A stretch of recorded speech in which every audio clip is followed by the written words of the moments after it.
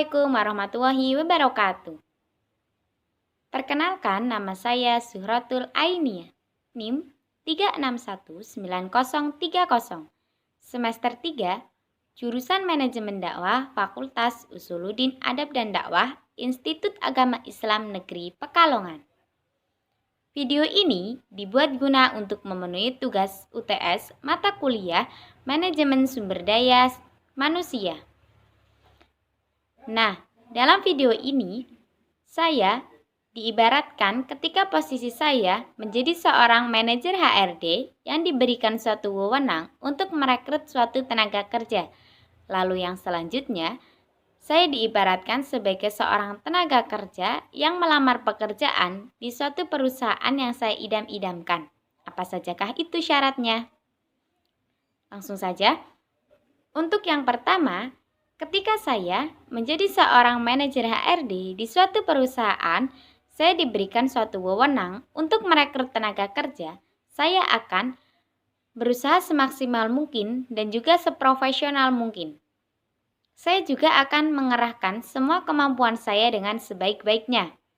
Maksudnya, saya tidak akan membeda-bedakan antara satu pelamar kerja dengan pelamar kerja yang lain.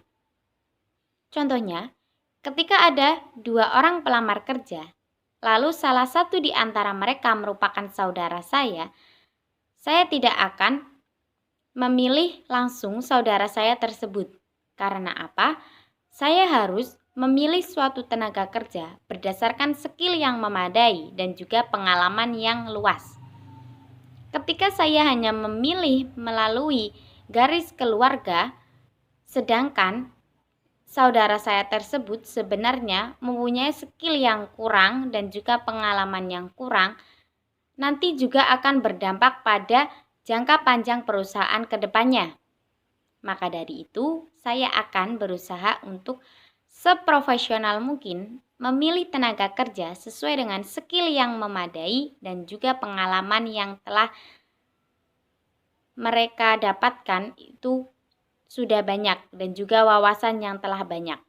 Sehingga ketika mereka sudah masuk ke dalam perusahaan tersebut, sudah terpilih menjadi bagian dalam perusahaan tersebut, mereka tidak akan merepotkan orang lain. Mereka juga dapat bekerja dengan baik untuk perusahaan jangka waktu ke depannya. Ketika saya hanya memilih menggunakan garis keluarga, saya juga tidak menjadi orang yang profesional lagi sebagai seorang manajer HRD yang merekrut tenaga kerja.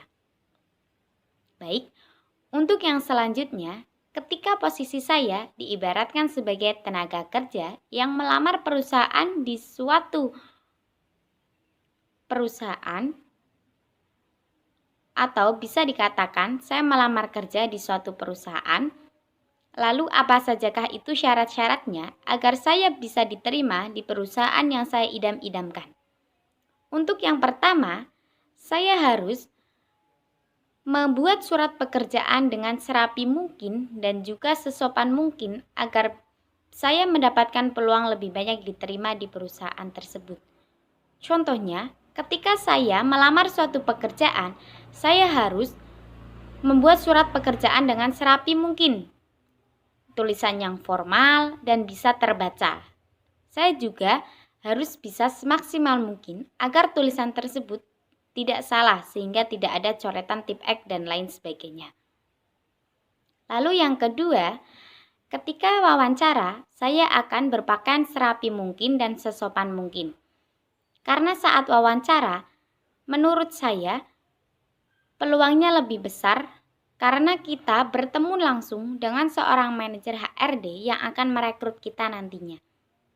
Maka dari itu, penampilanlah yang harus kita jaga yang paling utama. Karena mereka juga akan melihat dari sisi penampilan kita terlebih dahulu. Apakah kita rapi, apakah kita sopan dalam berpenampilan. Bukan hanya dalam cakap berbicara, pengalaman yang cukup, serta ilmu yang cukup. Karena seperti yang kita ketahui, saat kita bertemu langsung dengan seorang manajer HRD saat wawancara, kita akan dihadapkan langsung, kita akan berhadapan langsung dengan mereka. Maka dari itu, peluangnya lebih besar saat kita berpakaian dengan rapi. Mungkin itu saja yang dapat saya sampaikan. Kurang lebihnya mohon maaf. Apabila terdapat tutur kata yang kurang berkenan serta jawaban saya kurang tepat, mohon untuk dimaafkan. Wassalamualaikum warahmatullahi wabarakatuh.